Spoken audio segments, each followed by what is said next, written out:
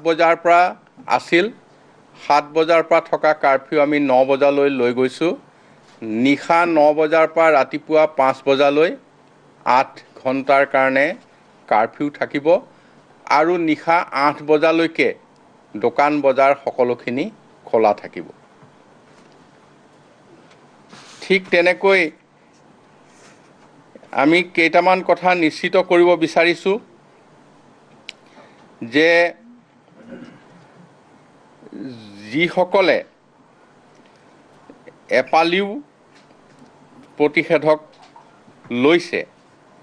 সেইসকলে চৰকাৰী অফিচত কাম কৰিবলৈ আহিব লাগিব আৰু তেখেতসকলৰ সময়মতে দ্বিতীয় পালি আমাৰ প্ৰতিষেধক লোৱাৰ ব্যৱস্থা কৰিব লাগিব এতিয়া প্ৰত্যেক চৰকাৰী কাৰ্যালয়ৰ মুৰব্বীজনে তেখেতৰ নিজৰ কাৰ্যালয়ৰ এখন সকলো কৰ্মচাৰীৰ তালিকা প্ৰস্তুত কৰিব লাগিব কোনজন কৰ্মচাৰীয়ে কেতিয়া প্ৰতিষেধক লৈছে প্ৰথমটো কেতিয়া লৈছে দ্বিতীয়টো কেতিয়া লৈছে দ্বিতীয়টো যদি লোৱা নাই তেতিয়াহ'লে সেইটো সময়মতে সেই প্ৰতিষেধক দিয়া ঠিক কৰিব লাগিব কেনেবাকে যদি কোনোবাই এতিয়াও এপালিও লোৱা নাই তেওঁ 3 দিনৰ ভিতৰত প্ৰতিষেধক দি কাৰ্যালয়ত কাম কৰিবলৈ আনিব লাগিব এইখিনি মুৰব্বী প্ৰত্যেকটো চৰকাৰী কাৰ্যালয়ৰ মুৰব্বীজনক এই দায়িত্ব অৰ্পণ কৰা হৈছে আন্তঃজিলা যাতায়ত আমি আন্তঃজিলা যাতায়ত প্ৰাইভেট সেক্টৰ বা পাব্লিক সেক্টৰ দুইটা খণ্ডতে সকলো যান-বাহন আমি মুকলি কৰি দিবলৈ বিচাৰিছোঁ আৰু ইয়াত 100% মানে 100% আসনত যাত্ৰী থাকিব পাৰিব তেওঁলোকে মাস্ক পৰিধান কৰিব লাগিব আৰু এই মাস্ক পৰিধান কৰি এই যাত্ৰী অহা যোৱা কৰিব লাগিব কিন্তু এজনো থিয় হৈ যোৱা যাত্ৰী তাত অতিৰিক্তভাৱে উঠিবলৈ দিয়া নহ'ব আৰু সেইখিনি প্ৰত্যেক যাৰ যাৰ দায়িত্ব আছে পৰিবহণ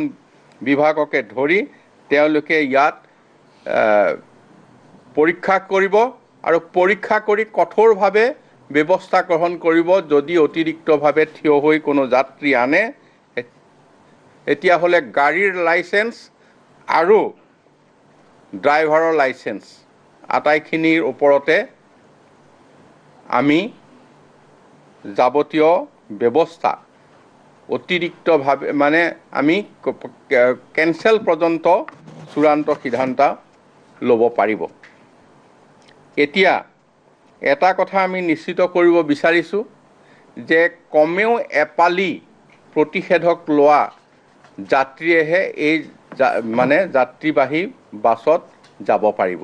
আমি দুপালি প্ৰতিষেধককে নিশ্চিত কৰিবলৈ গৈছোঁ কিন্তু কথা হ'ল কি এপালি লোৱাৰ পিছত আনপালি লোৱাৰ যেহেতু এটা নিৰ্দিষ্ট সময় থাকে গতিকে সেই দ্বিতীয় পালিটো আমি খুব জোৰকে বলবৎ কৰিবলৈ বিচৰা নাই হয়তো কিছুদিনৰ পিছত সেইটো আমি বলবৎ কৰিব পৰা যাব অটো ৰিক্সা হওক চাইকেল ৰিক্সা হওক তাৰ পিছত টেক্সি হওক এই সকলোতে মানে 100% ফুল কেপাচিটিত মানুহ যাব পাৰিব খালি অতিৰিক্ত মানুহ যাব নোৱাৰিব মাস্ক পৰিধান কৰাটো যাত্ৰী আৰু চালক দুইৰ বাবে বাধ্যতামূলক বাইকত দুজন যাব পাৰিব সেইমতে তাত বাইকত যোৱা সকলেও যাত্ৰীয়েও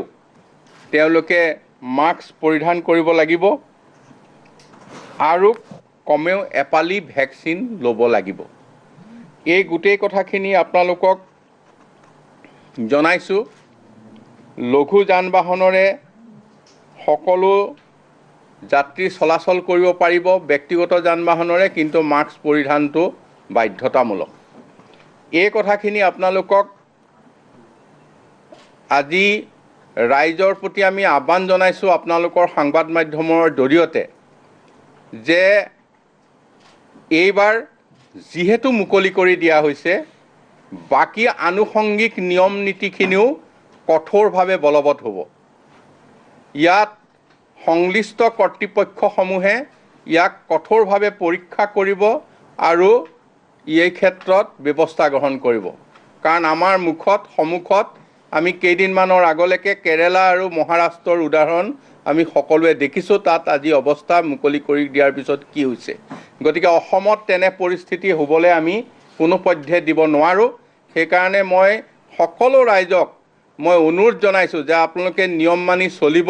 নহ'লে আকৌ পুনৰ এই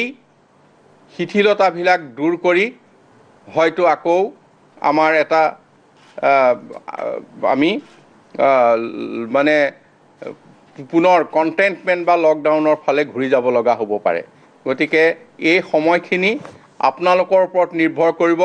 আপোনালোকে যদি নিজক নিজে ভালকৈ নিয়ন্ত্ৰণ কৰে, আমি সদায় ভাল ধৰণে এনেকৈ মানে চলাচল কৰিব পাৰিম, অন্যথা আমি আকৌ কঠোৰ ব্যৱস্থালৈ আহিব লাগিব। এতিয়া শিক্ষানুষ্ঠানৰ ক্ষেত্ৰত মই ক'ব বিচাৰিছোঁ